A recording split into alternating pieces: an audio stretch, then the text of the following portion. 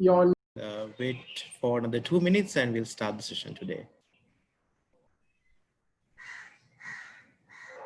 as well. yes. So good afternoon, everybody, and welcome back to all our returning participants, and welcome to all our new participants for the fourth and the last webinar of the series today.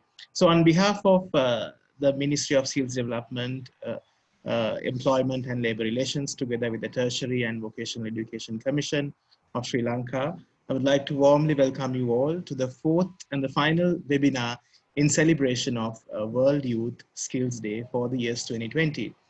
So the objective of these webinars is to create a regional dialogue about skills in demand and driving youth towards a promising employment and entrepreneurship career paths, and also to listen to the pioneers in their respective domains, to learn from them and to see how best we could craft the future with lessons that we have learned in the past.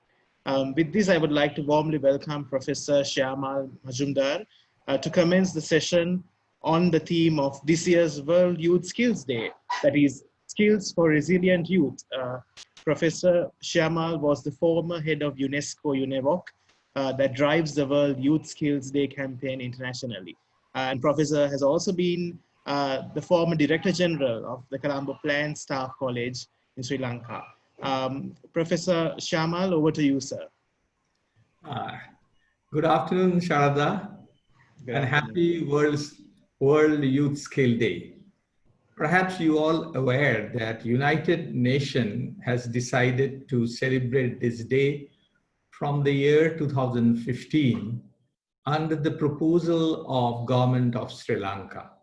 I still remember that day when UN General Assembly decided that 15 July will be the World Youth Skill Day. At the outset, I like to congratulate Government of Sri Lanka for this pioneering initiative. For the Government of Sri Lanka, it happened, and Government of Portugal has supported that proposal. And from 2015 and every year, we are observing the day. You will be pleased to know that UNIVOC Center around the world also observing the day with different programs. And I'm aware today in New York, in different countries, so many programs are happening. But this year is a little bit different. Different because we are passing through a very challenging and extraordinary time due to COVID pandemic. Since COVID-19, we have already lost 500,000 people in the world. Many of them are doctors and nurses, the frontline health workers. This is one side of the story. Another side of the story is 400 million full-time job has been lost because of various lockdowns and measures that we have taken. You can clearly understand now, youth are not in happy days. They are in a turbulent time. There is a state of anxiety. They don't know what will happen. There is an uncertainty. To some extent, there is a fear. Many of my students and many people I know has gone to different kind of depression during this time because they're not sure whether they can go back to study in the foreign country, whether they can continue their work, whether the job will be there or not, whether internship will begin again or not. So many uncertainty and questions are coming up. This situation demands definitely youth need to be agile, resilient to cope up with the situation and ready to bounce back. Therefore, you have seen this year theme is not like general theme.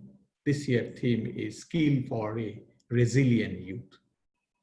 Because we need to know how a youth can be resilient to bounce back in such a situation, in a difficult situation. What are the characteristics of a youth is needed to be resilient? Today, I'm going to share some of my thoughts because I felt the topic is very timely and very, very relevant. So without much ado, let's allow me. Professor, before we proceed, is there any possibility for you to reshare your screen? I think the screen has got scribbled once again. Let's stop sharing. Yes, and again start the process, yes. Okay, I don't know why it is happening time and again, no? I think if you move your finger away from the mic, the No, I'm mouse, not it would be all listening. right. Yeah, Okay, okay. then it's all right. Now it's all right. Okay. Thank you. Youth for a skills for a resilient youth. So first, what I will like to share with you is, why it is not working. Yeah, why youth need to be resilient in the present time. Because I have already explained, this is a turbulent time, this is a complex time, this is an ambiguous time. Future of the youth is uncertain and unpredictable. Changes are drastic, sometimes devastating, because sometimes when we see things are happening which are beyond our imagination, we get devastated. So therefore, youth need to be agile, youth need to be resilient to cope up with the situation, to survive and bounce back from these difficulties. Because we know that difficulty, ups and downs will come, although the magnitude is very big one, but we must have some characteristics to fight it back. Let's look at the bigger picture, how the situation is throughout the world. Since COVID, we have globally lost 0.5 million people, 400 full-time jobs, around 14%. 235 million jobs in Asia Pacific alone has been lost. Youth are out of school in the state of anxiety, fear, and panic. 1.54 billion students in 188 countries are out of school for last 5 months. Although there are process of reach out through digital learning, as you all know, these countries are not in the same level. So in fact, there are a lot of challenges and difficulties. They are stuck in the hole. What does it mean to be resilient then in that case? We know this is a tough situation. This is a challenging situation. But what does it mean to be resilient? Resiliency is the mental characteristics of an individual who are able to recover quickly from difficult situation. It can be personal, it can be state, it can be any sort of difficult situation. You have to bounce it back. You need some kind of set of skill that should be nurtured, developed, and trained. It doesn't come automatically. You can see many people get nervous when something that didn't happen the way they like to be. Some people are calm, cool, patient, go deep into the more analysis, then came up with the way forward. So the characteristics of the person is different because set of skill for resiliency is different. And that set of skill is needed now, very much more than mere technical skill or mere one or two, you can say just skill for skill's sake, because nothing will be survived if mental health of a person is not in a good shape. What are the major dimensions of resiliencies? There are actually 3 major dimensions of resilience. One is the mental health dimension, very important. If you are not fit, you can't do anything. If you are fit, you can do good for the others. So first, most important thing is mentally and physically, we should be fit. And we should know some of the tools and methods to be how mentally and physically we can be fit. Organizationally, we have to be fit, not only individually, because organization has to survive in a tough situation. Just think of the organization, those who are working in tourism. Just think of the organization, those who are in aviation and transportation, manufacturing, how they will survive in this difficult situation. But they have to, because you need to have organization and resilience. The third is technological resilience. The way technology will change, a new technology will come. How to quickly we can master on that, and we can have a technologically resilience. So let me take one by one. The first, mental health resilience. When we talk about mental health, there are many definitions. Many people has written mental health resilient, 7 character, 12 character, 5 character. But I broadly thought about it and came up with 2 major, just to get to know very clearly. Emotional and physical fitness and controls is one cluster, I make it. Another is the community inclusiveness. Emotional fitness and control is control over mind. If you have a control over mind means anything happen, you don't get disturbed. You keep it cool, you keep it calm, you have a patient, you analyze the situation, you try to think over how to cope up with the situation, how I can come out from this situation. You have a cognitive restructuring methods among yourself. So these are the way you can be emotionally fit and controlled. Psychologically, you are fit and controlled.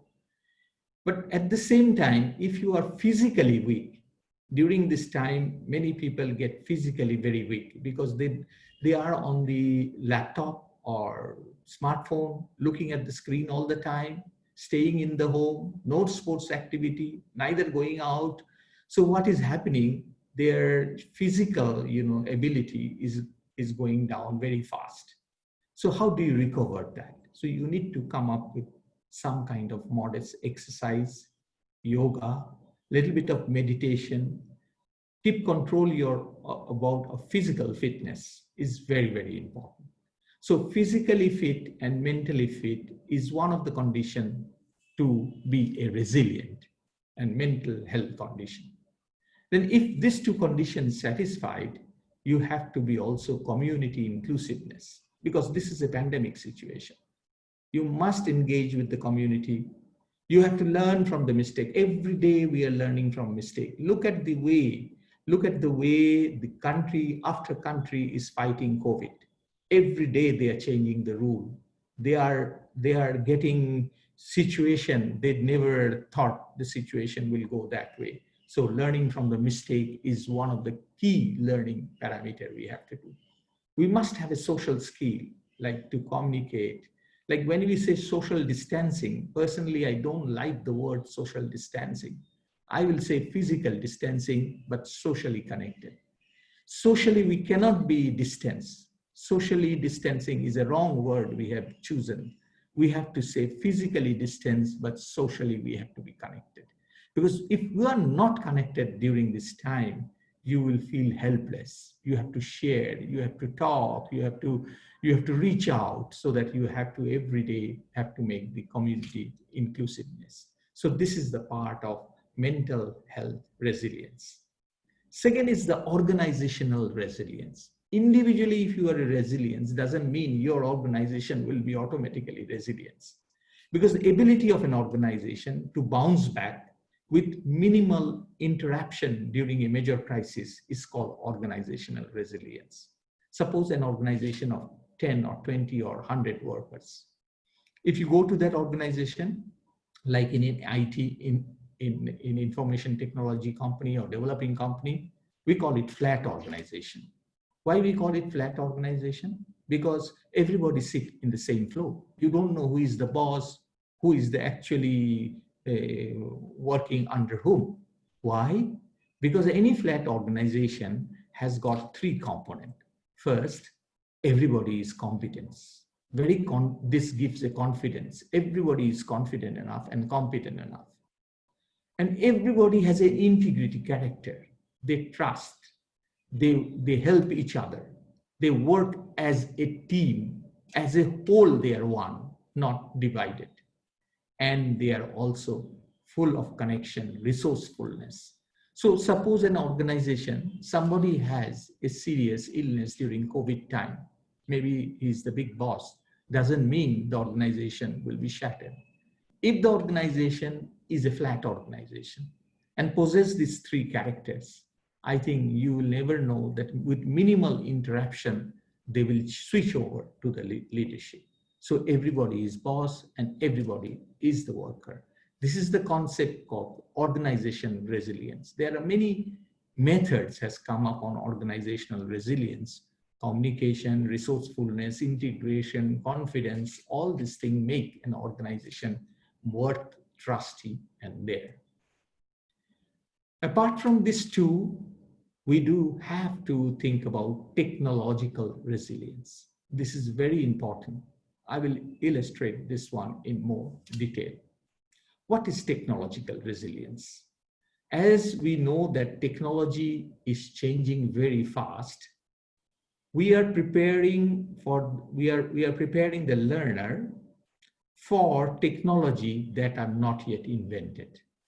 That means McKinsey and many other reports has come, 65% of the graduate who will come out from the school after passing out, they do not know which technology they have to do the practice. So they do not know that technology yet to be invented. They are being asked to do that.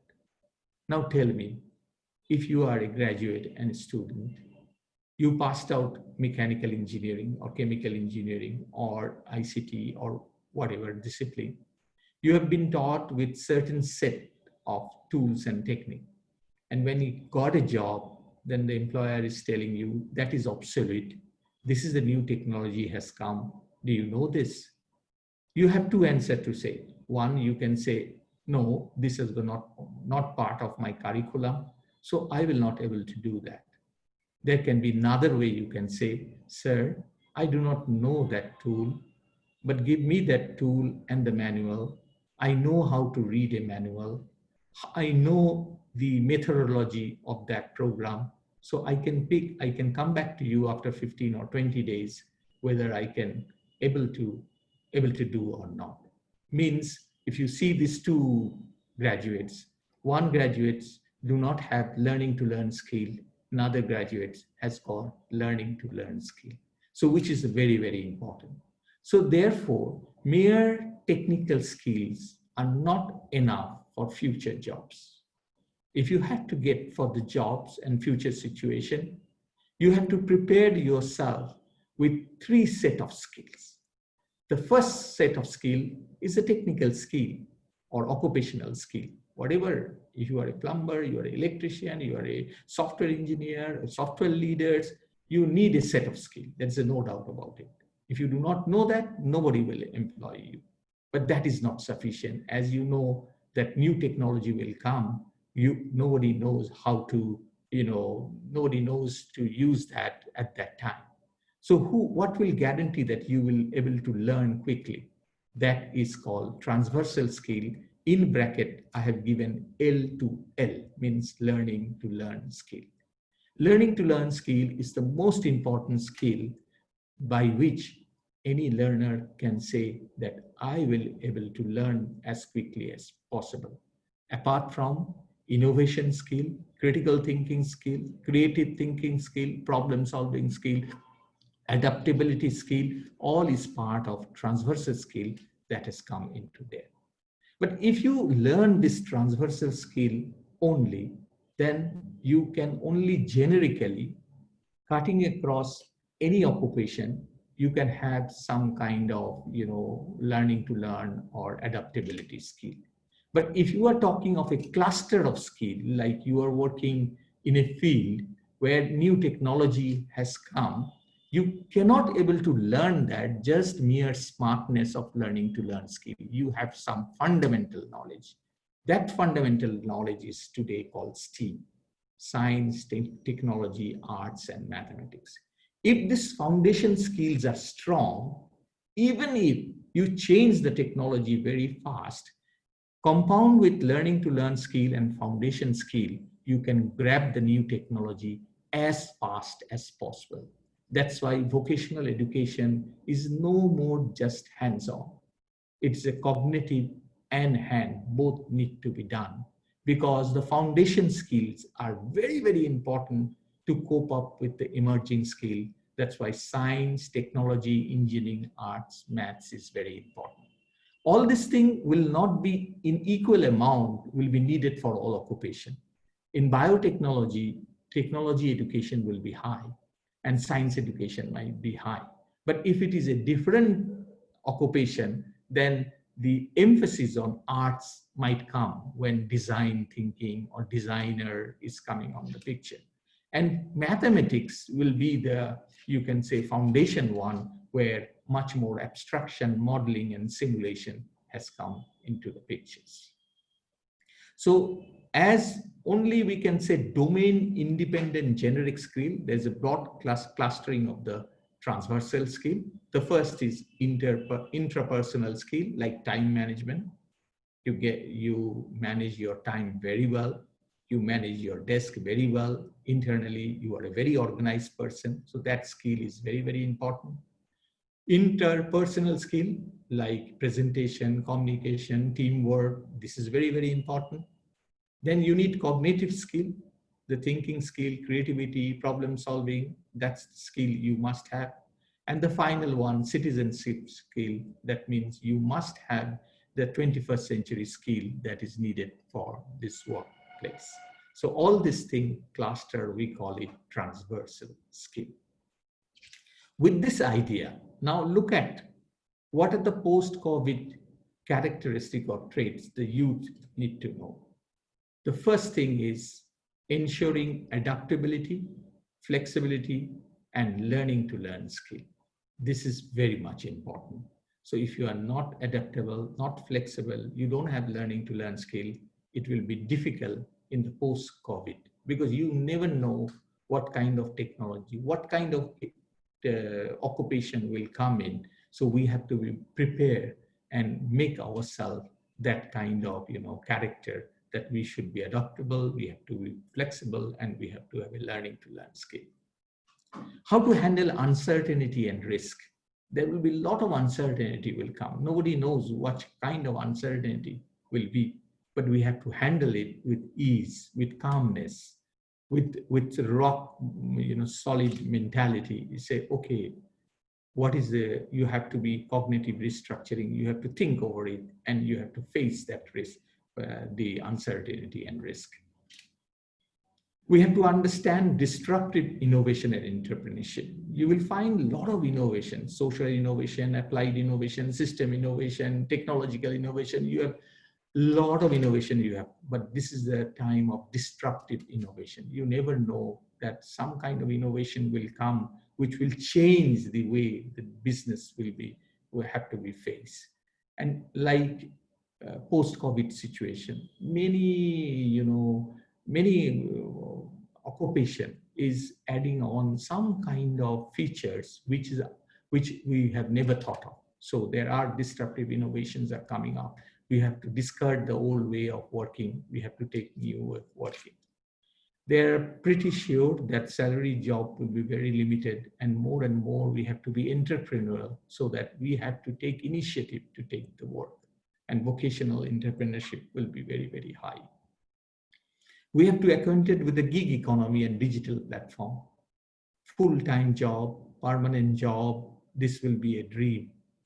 More and more gig economy will appear, where expertise, loan, and people will work multiple, work on the gig economy, and mostly it will be on the digital platform. So cybersecurity expert, platform management, front-end worker, midware, maintenance people, hardware configuration, all this form of work will change in that pattern. Appreciating skilling will overtake the credentialing. So qualification, credentialing, this will be less importance than skilling.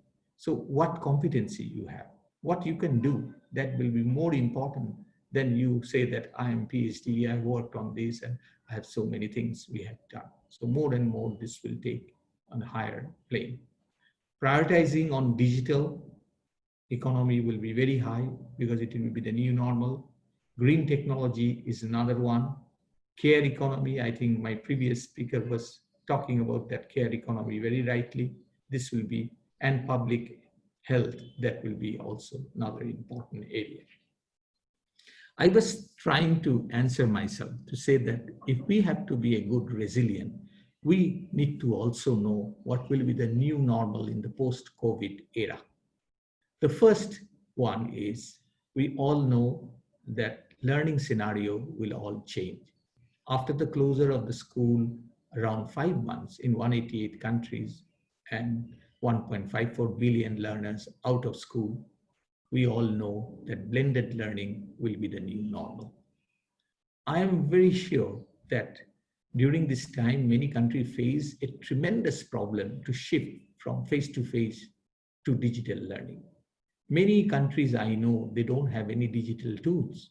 So what they did, they have used the public channel, TV channel, and use with the WhatsApp, combine and deliver. There is an internet problem in many countries. The connectivity is very poor. So they didn't able to go there. They use radio as a radio communication they have used for the learning. So this was a situation like somebody has pushed us, everybody on the pond, but we don't know how to swim it. Those countries are well aware about the online education learning management tool. They took up this opportunity very well, and they gone for augmented learning, virtual learning, virtual reality, performance animation, a lot of things they have experimented. But least developed country and developing country will face. But one thing has happened during this time. Everybody realized today or tomorrow, we need to learn that. We are sure now that blended learning will be the new normal that will be coming in the futures. Second, remote and digital working will be the standard practices. So this will be more and more, we will see that digital working, work from home will be a standard practice for us. 3 slogans will be like new mantra. We want safe school where there is no COVID. So hygiene, environment should be very clean. So safe school is one of the, after when the COVID will be over, the main issue will be whether school is safe or not, will be the first criteria. School must be connected school. This cannot, you can say that you are in a standalone. It has to be connected with many other schools so that you can share your resources, your databases, your learning resources. Third, it should be smart school, high touch school. Like more and more physical touch will be less. More and more people will rely on the smart touch system. So it will be a new revolutionary system will come in. Transition to green economy will be the top priority agenda for many of the members country. We all know sustainable development issue will be the parameter. Skilling, upskilling, and reskilling to stay longer.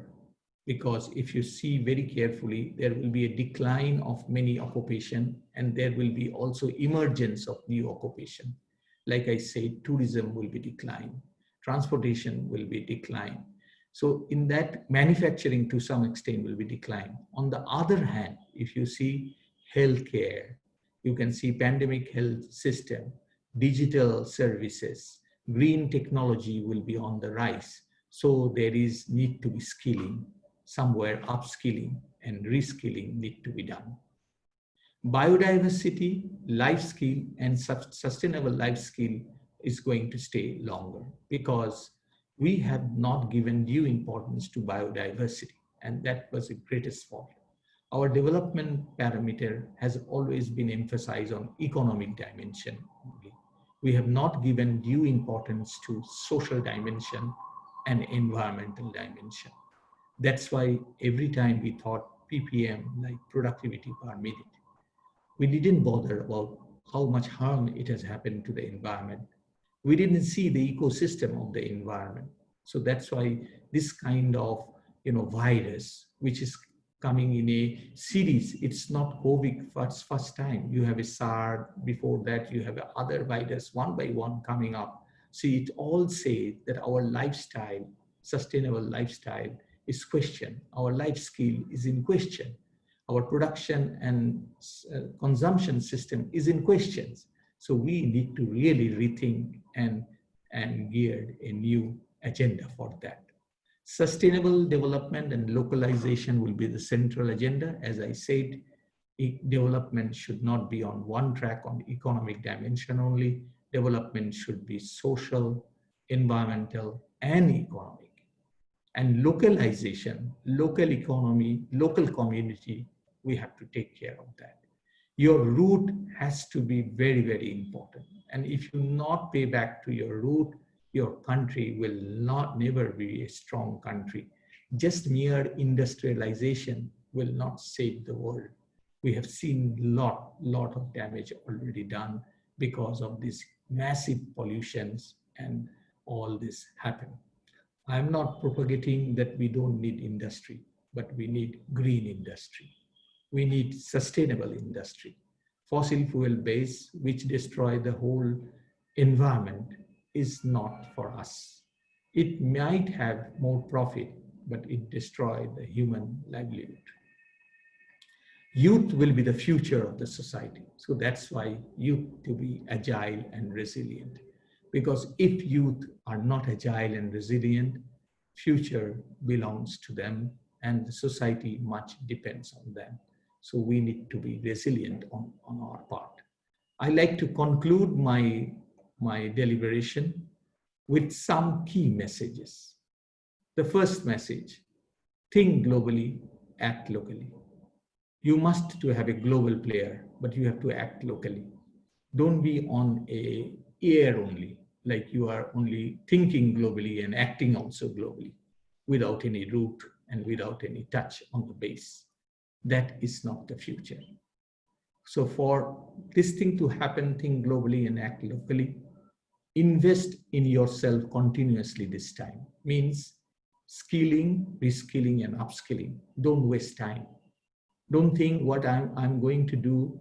This is very tough time. I don't know. Please don't do that. This is the time really to invest your time judiciously to say that how you can continuously learn on skilling, upskilling, and reskilling.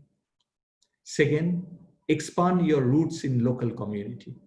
If you are staying in any, whatever, maybe urban, semi-urban, rural community, please expand your roots. See the difficulties of your place.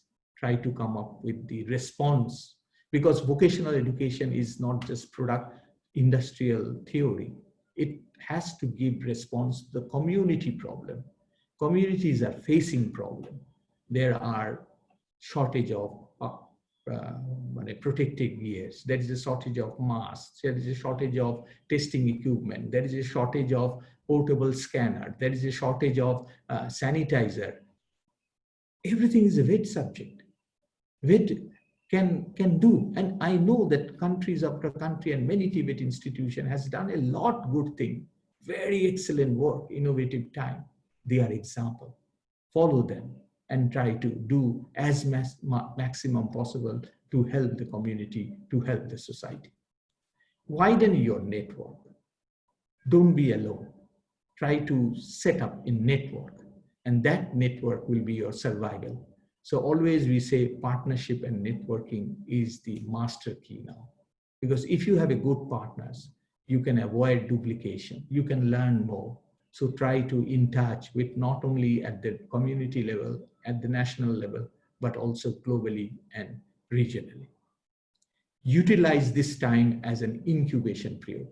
You know, incubation is the most important parameter. When a seed's grown up, the incubation time they take, they have to be nurtured. You have to give fertilizers. You have to give water, the sun rays. Similarly, this is an incubation period for youth. You have to really make yourself rooted so much with high, technological skill, with responsiveness, with confidence, integrity, so that tomorrow will be a different day. Thank you very much for your kind listening. I will be happy to answer the question as you raised. Thank you, Professor Shyama, for ending on that very inspirational note, and also for sharing wonderful insights about skills for resilient youth. which is also the theme for this year's World Youth Skills Day. So I have shared the link with all of you in the chat box. That should be the link that you all can access tomorrow and download the presentation or the recording of this particular webinar. So we have a window of about 10 minutes for questions. We request you to raise your hand and we can unmute you. I think we have one hand raised already. Ms. Chapa Damayanti would like to invite you to present your question to Professor Shyamal.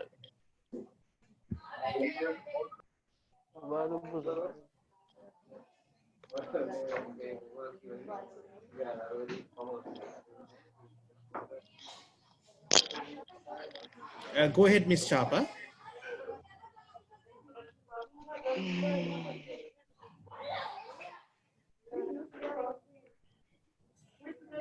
All right, if you have any other questions, we can request you to kindly raise your hand using the icon or the option on Zoom.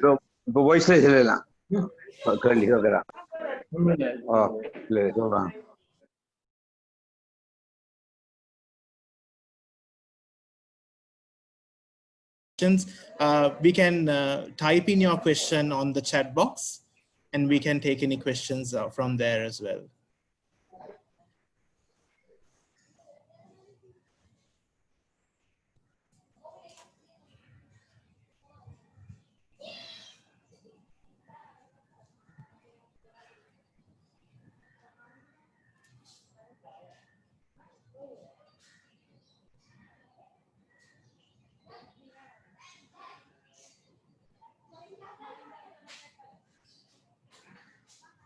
I think we have one question from Dr. Preeti Dixit. How can we integrate the farmers with TVET and skilling? Professor Shyamal, would you have any insights onto this question? I think you might have to unmute your mic, sir. Oh, right, yes, right. Now. Okay. This is a very good question, and I think very timely. We have neglected the agriculture and the farmer for long in the vocational education landscape. I'm now working on this on especially high importance. I realize one thing, that entire vocational education has been concentrated highly on urban setting and industrial setting, neglecting the agriculture and related one. I'm self-criticizing myself. Being in this field for 35 years alone, we have never thought that how technology has been used in the agriculture may be a game changer. But whereas in most of the country, what we are following is not up to the mark technology there. Like 40 years ago, what technology you use, still they are using that, and we are claiming to be that we are taking that forward. This is not true. So science and technology has to be get it rooted in the agriculture. So when I was looking at that, Industry 4.0 is not for just industry, it is for agriculture. So how we can help organic farming, how we can take this renewable energy in the field level, how we can address drone technology to use for killing the disease, how we can ensure the different natural product that we are coming, which adhere the sustainable development goal. So for that reason, my idea is all the extension center and vocational institution in the villages or in the rural setting, they need to offer customized program. I was surprised to see in many countries, ITI offering robotics program, whereas in the locality, no farmer use any robot at all. And these people, after passing out, going to the city to get a job. So this is indirectly, we are helping the migration rather than reducing the migration in a positive way, that finding quality of life in the village, giving the job opportunity, we are doing the result. So my answer to this question is, we all need to work very seriously to that directions. There are some work we have started. Personally, I'm working in a project in Sundarban in Bangladesh and India border, choosing a very remote place auditing the skill requirement there. I divided farm sector and non-farm sector. I was surprised to see nobody has told them before how to handle all this thing. So the people, those who are passing out that, largely they are going to Calcutta or Mumbai or Gujarat, but they are not in the village. When this, migrants are coming back to their own, own villages, issue are coming back again. I have written a paper on that saying that they must be integrated with the local economy, and that's the future. We need to think out of box. So my serious answer to this, that let's think together how we can reach out as quickly as possible.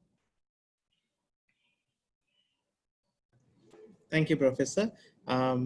Since we do not have any raised hands, I would like to take another question from the group chat. What do we need to urgently do in our TVET systems to ensure that we have the skills that we just discussed for resilient youth that has been discussed today? So what do we need to do urgently do to ensure that these skills are there for youth? Any ideas on that, Professor? Yeah, I think urgently means, one aspect is we are not giving adequate importance to emotional and psychological and physical health aspect of it. What I will say that this aspect has to be given higher priority. When I was looking most of the webinar, we are again going to business as usual approach, like which of the sector will have a job, how we can minimize the skill gap. We are quickly going to the business as usual approach to me. This is not the time to do that. We never know what will happen in another one. So why not we build our mental health and the resilience? For that reason, I think we need to really invest on time. Guidance and counseling will be a very important topic. You have very limited idea what is happening now. Once everything will be unearthed, you will see how many people, how many students, how many young people maybe has gone to suicide, have fallen into depression, has no idea what to do. So this is the time to address all this thing, mental health issue, emotional, resilience issue. We have to address the physical resilience issue. We have to do the community resilience issue and try to come up with some kind of tools and methods to help it out. I think that's very, very important. Cognitive restructuring is another aspect, because if you are cognitively very strong, that you give a mental, ability to bounce back, and you have an analytical power is many, many high. Every solution is not in your hand. There were many things you can't able to solve, but once your thinking ability is very high, you can work out and still you can find out a solution. Thank you, Professor. Yes, I would like to go for one more question from the group chat. How can we develop a framework of assessments that ensures skills practice after teaching and learning that have been taken place? For example, if the skills have been acquired already, how can we ensure that they are practiced after the learning phase? Yeah, that way, there are some we call it like competency-based curriculum during the course. We try to ensure that we don't evaluate a person just on the basis of the knowledge, but the ability to do the work. So that observation, the psychomotor observation has to be done. And this is a common practice. Now, if you really practice that one in a systematically, always it will happen that after the graduations, when they are going to the company and others, we need to look into that these are being practiced properly. And you will see that the company will give you high regard when they see that you are really a performer. You do something, not theoretically only talking. So that way they will be getting in the higher ladder on that part. So competency-based curriculum is the key word by which we have to pursue this, technique. All right. Do we have a question from Mr. Ignatius? Yes, you can unmute now and ask the question.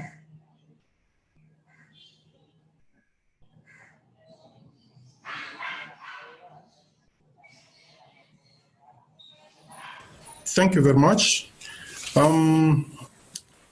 It is wonderful to get this presentation from Professor Sharma. One question that I have is on the skills that we are talking about here. Mainly we are focusing ourselves on people that are maybe going through the TVET programs and so on. You may find that the minimum entry requirement for these programs could be that one has to have completed a secondary school program, or maybe just basically a primary school.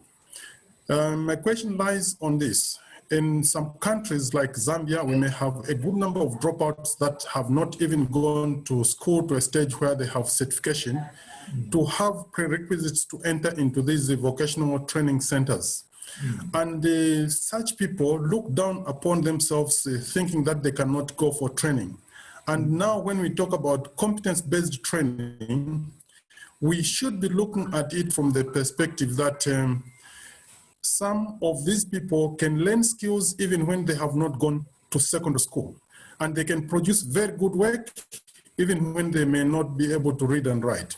How can we incorporate such people in a curriculum which will be able to have these people that might have the skills that we can actually depend on? Because such people, in most cases, if they see that they have not gone to school, they'll end up doing some jobs that may even be detrimental to the environment. Like in Zambia, we may have some people that opt to go and start cutting trees to make charcoal and sell, and that they would count it as their only way of survival. Thank you very much. So thank you very much for a very good question. You raised a very pertinent issue. You know, we have to change our mindset drastically. In a sense, we don't have to departmentalize like post-secondary or higher secondary technical and vocational education. Technical and vocational education should start from the primary, and even before orientation, skill orientation has to be given. What is important is skill should be a continuum. It's not like after you completed higher secondary examination, you started talking about skilling. That is a totally wrong concept is we are pursuing now. Skill should be a continuum from the pre-primary to primary, secondary, and to the end. So that's why we have to think radically that those who are psychomotor skill is very high, cognitive skill is low. We need to emphasize in a different type of education we have to offer. On the other hand, some people has very good cognitive skill, but psychomotor skill is zero. Like most of the general secondary school people, we have seen that kind of scenario is also wrong. So we have to come up to honor the skilled people. That's why this day, 15 July, we call it Celebrate the Skill. Those who have the skill, we have to honor. Then make up with a bridge course and give them the full-fledged qualification. We need to rethink about the whole structure. As far as I know, in India, there recently PSSS CIVE has started pre-vocational courses. They are orienting the vocational program before pre-vocational program, they call it, so that orientation to the skill start from as early as possible. Thank you, Professor.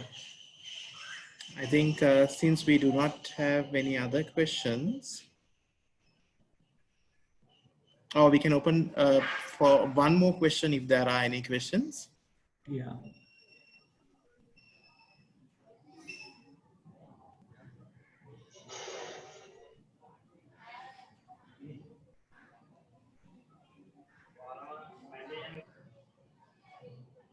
I'm assuming we do not have any questions.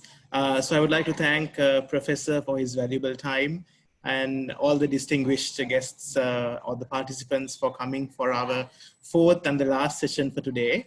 So it's been a day full of knowledge about skills and youth all over, and I trust this international webinar series has broadened your understanding about World Youth Skills Day and also the World Youth Skills in Demand, and what actions we need to take to craft a better future for generations to come. So the recorded sessions will be available by tomorrow, and I have already shared the link with you on the chat box. So feel free to log into that link and download the videos if you would like to. And also we'd like to invite you to share it among your network, because the videos are coming with free to circulate license. Thank you again, Professor, and thank you everyone for joining in. I'd like to wish all of you a very happy World Youth Skills Day. Stay safe and have a great evening. Thank you. Thank you for a wonderful program. Yeah.